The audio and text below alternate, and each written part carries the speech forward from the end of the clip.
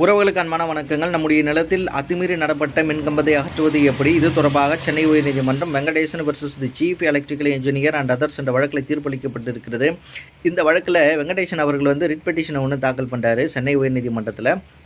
அதில் என்ன சொல்கிறாருன்னா, நான் என்னுடைய நிலத்தில் வீடு கட்டிகிட்டு இருக்கேன், ஈபிக்காரங்க அத்துமீறி என்னுடைய நிலத்தில் மின்கம்பத்தை நட்டுட்டாங்க. 3 ஃபேஸ் லைன் என்னுடைய வீட்டுக்கு மேலாக விழித்து என்னுடைய எதிர்த்தரப்பான பூங்காவனத்தினுடைய பூந்தோட்டத்துக்கு சர்வீஸ் லைனை கொடுத்துருக்குறாங்க. அந்த மின் கம்பிகள் என்னுடைய வீட்டுக்கு மேலே போகிறதுனால என்னுடைய வீட்டினுடைய கட்டுமான பணிகள் அப்படியே தடைப்பட்டு நிற்குது. அதனால் அத்துமீறி நடப்பட்ட மின்கம்பத்தை அகற்றணும் அப்படின்னு கேட்குறாரு. விசாரித்த நீதியரசர் அவர்கள் ஒருவருடைய நிலத்தில் மின்கம்பத்தை அமைக்கணும்னா முதலாவது எழுத்துப்பூர்வமாக அவர்கிட்ட அனுமதி கடிதத்தை பெறணும். அப்படி பெறாமல் மின்கம்பத்தை நடக்கூடாது. மேலும் எதிர்த்தரப்பான அந்த பூங்காவனம் அவர்கள் அவருடைய செல்வாக்கை பயன்படுத்தி தான் இந்த சர்வீஸ் லைனை வலிச்சிருப்பது தெரிய வருகிறது. அதனால் அந்த மின்கம்பத்தை உடனடியாக அகற்றணும். மேலும் அதை அகற்றுவதற்கான செலவினத்தை பூங்காவனத்திடமிருந்து பெற்றுக்கொள்ளணும் அப்படின்னு சொல்லிட்டாரு.